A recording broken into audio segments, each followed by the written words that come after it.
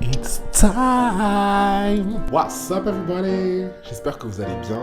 Je le rappelle, ici on est sur Dorémy Façon, le podcast intimement musical. Mais du coup, je sais pas si vous avez fait attention, j'ai un petit oreiller brandé Dorémy Façon, fait par myself.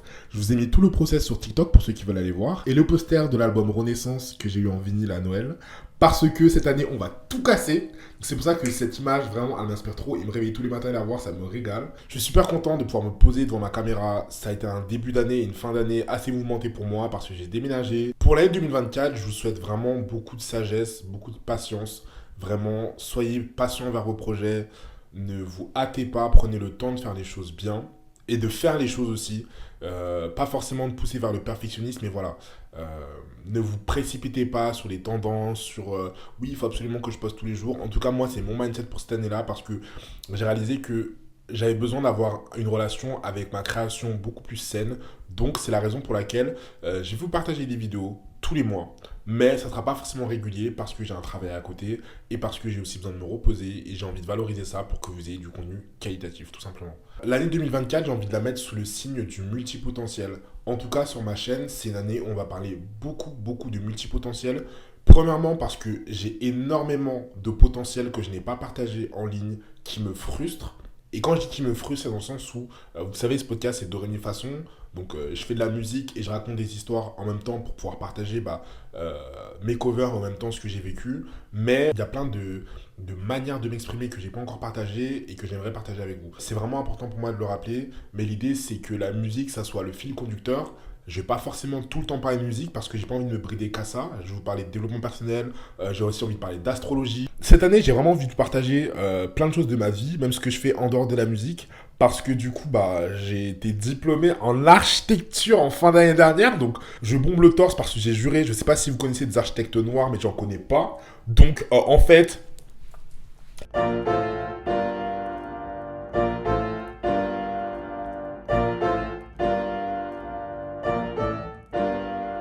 Donc cette année, je vais vous partager d'autres choses qui n'ont rien à voir avec la musique parce que je le vaux bien.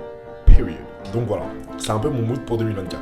Oh waouh, que d'émotion tout ça. Quoi de mieux que pour commencer l'année 2024 pour vous parler du sujet, une notion qui a popé dans ma tête très jeune qui s'appelle la notion de l'identité sonore. Vous savez maintenant que je suis passionné de musique et une chose que j'ai conscientisée très tôt pendant mon adolescence, c'est pourquoi est-ce qu'on parle pas d'identité sonore ? C'est vrai quoi, on est à l'ère du visuel, tout le monde est matrixé par l'identité visuelle, le fait de se créer une image de marque, de se créer une DA entre guillemets. Vraiment j'ai l'impression qu'on est dans une ère où il faut capter l'attention visuelle, où il faut développer une ligne rouge, un fil conducteur.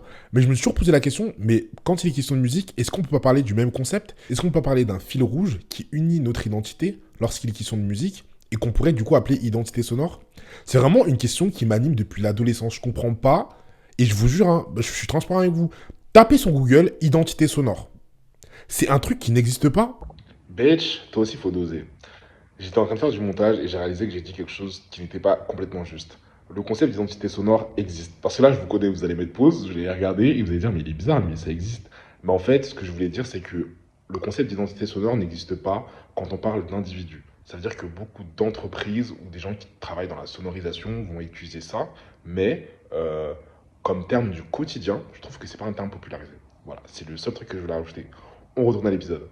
J'arrive pas à comprendre pourquoi personne n'a mis le doigt dessus. Genre, pourquoi personne s'est posé et s'est dit, en fait, on a identité visuelle, quelque chose qui nous définit visuellement, qui nous permet d'avoir une ligne conductrice. Pourquoi est-ce qu'on parle pas d'identité sonore ? La question que je me pose, c'est vraiment, est-ce qu'il existerait un fil rouge dans les esprits de chacun lorsqu'on parle de musique ? Je pense que c'est une question qui mérite de se poser. La réflexion par rapport à la place du son face à la place du visuel, elle s'est accentuée quand j'ai vu la série qui s'appelle Si sur Apple TV. Je sais pas si vous connaissez, c'est une série avec Jason Momoa là. Ça fait très longtemps que je l'ai vu, donc peut-être mon synopsis va être un peu bancal. Mais grossièrement, en gros, le scénario principal, il prend place dans le monde humain, mais en fait, tout le monde a perdu la vue au fur et à mesure des années, et du coup, c'est une société où tout le monde est aveugle. Donc en fait, les gens se repèrent qu'avec leur ouïe, leur odorat, enfin leurs autres sens sont beaucoup plus développés, et du coup, quand des enfants naissent avec la vue, c'est entre guillemets eux les aliens, et les autres n'ont pas ce sens-là, tu vois. Et en fait, ce qui est très bien dans cette série, d'ailleurs que je n'ai pas fini, mais c'est qu'on voit en fait vraiment ce que la vue a apporté à l'humanité, et au contraire, quand les gens sont privés de vue, sur quoi ils se concentrent. Et Cette série, elle m'a vraiment encore plus ouvert les yeux. Pour moi, il y a un vrai questionnement de ouais, sans la vue, qu'est-ce qu'on serait? Est-ce qu'on serait capable de dire qu'on a quand même une identité? Et comment les gens se débrouilleraient pour dire ah ouais, je te reconnais? En tout cas, dans la série, c'est comme ça qu'ils le montrent, mais les gens se reconnaissent principalement à la voix, au timbre de voix. Et du coup, ça correspond à quelque chose de beaucoup plus identitaire, quelque chose de beaucoup plus personnel. Les gens ont beaucoup plus de facilité à distinguer deux timbres de voix parce qu'ils ont affûté ce sens-là. Je pense que c'est une réflexion qu'on peut transposer dans notre réalité et se dire, mais en fait, est-ce que des personnes ne seraient pas plus à l'aise aussi à l'idée d'identifier des sons, d'identifier des énergies, d'identifier des ambiances sonores? Spoiler alerte, je pense que oui, parce que sinon on n'aurait pas la profession de DJ, même de curateur de playlist, des personnes qui ont une appétence particulière pour dénicher des sons, pour dénicher des sonorités. Même les beatmakers en font partie pour moi.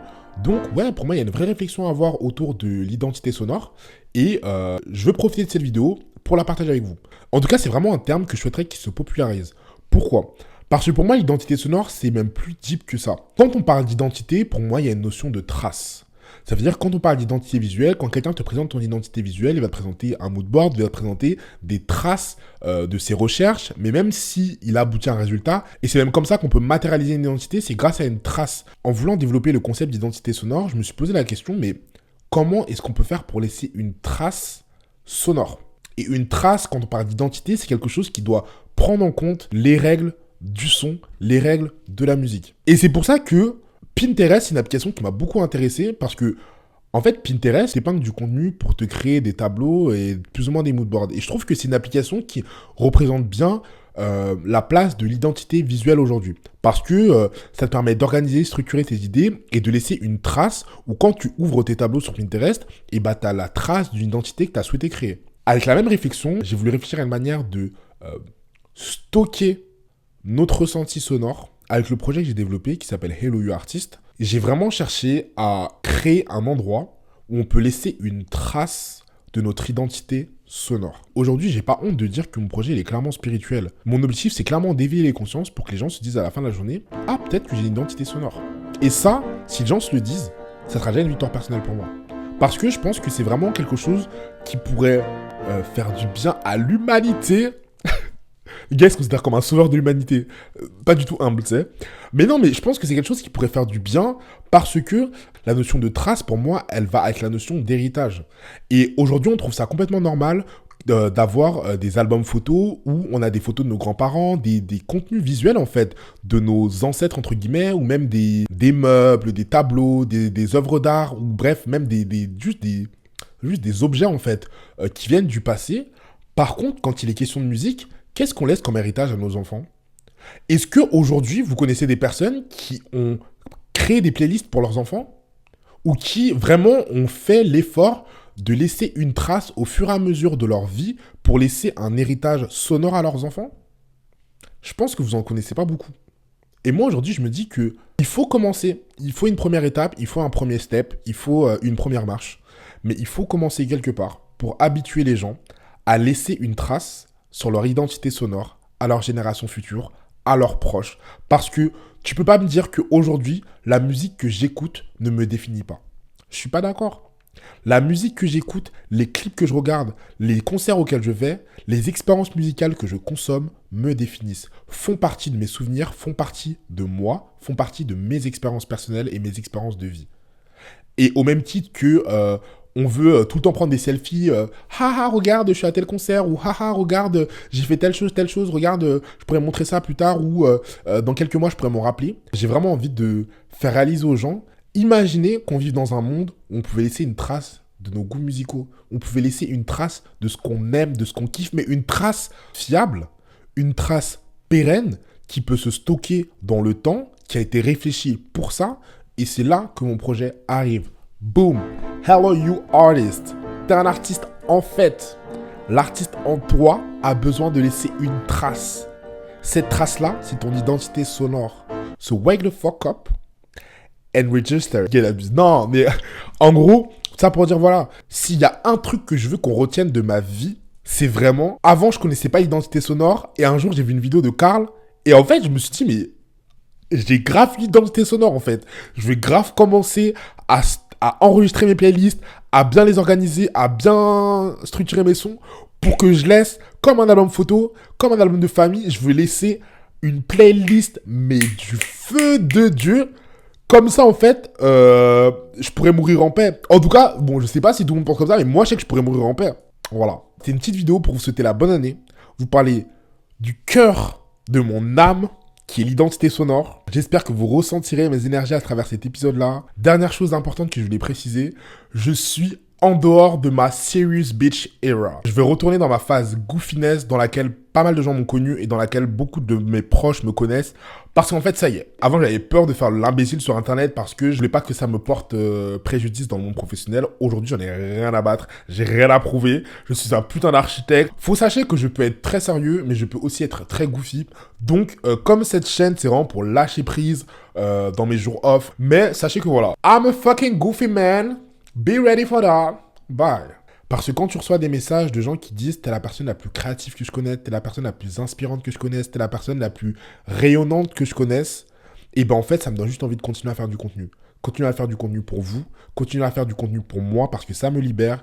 Et soyons weird en fait, soyons des putains de weirdos, soyons super bizarres. Sors la petite idée que t'as dans ta tête qui paraît hyper weird as fuck, mais qui en fait est ta vérité. Toi qui écoutes cet épisode, s'il y a un conseil que je peux te donner, quand tu te poses là, tu scrolles TikTok pendant des heures ou tu regardes des vidéos sur Internet, tu t'es jamais dit, eh vas-y, il y a des gens qui font les zouaves sur Internet et genre, moi je vais être le pire.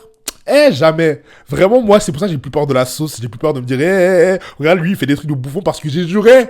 Oh non. Je suis pas le plus bête. Je suis pas le plus bête, je suis pas le plus fou, je suis pas le plus bizarre. Et je transmets ça parce que je pense qu'il y en a qui ont besoin de l'entendre.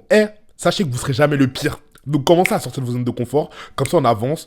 On écoute tous nos formats bizarres là. On devient des gens bizarres mais éduqués, respectueux bien sûr, rayonnants, funny, marrants, avec des bonnes vibes. Et c'est tout ce que je souhaite pour 2024. En tout cas, vous pouvez me soutenir en envoyant de la force sur mes réseaux. Likez cet épisode si vous avez kiffé. C'est gratuit. Vous pouvez me partager ma vidéo. Vous pouvez vous abonner. En tout cas, vous faites ce que vous voulez. Mais je vous souhaite le meilleur pour cette année. Et on se revoit très vite pour une prochaine vidéo. Besos!